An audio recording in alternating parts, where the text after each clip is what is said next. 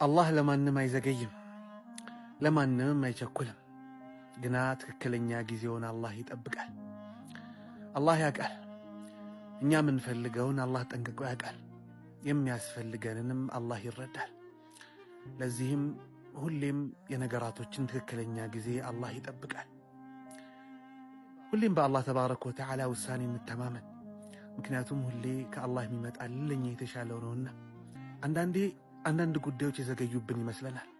ግና እውነታው አላህ ተባረከ ወተዓላ ያ ጉዳይ ለኛ እንዲመች፣ ለኛ እንዲስማማ፣ ለኛ እንዲሆን፣ እኛ እንዲያስደስተን አድርጎ አላህ እያበጃጀው እያስተካከለው ነውና በትዕግስት አላህን ተማምነን እንጠብቅ።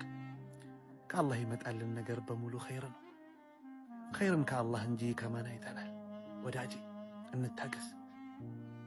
በአላህ ማዘግየት ውስጥ መልካም ነገር አለና ያንን በትዕግስት እንጠባበቅ።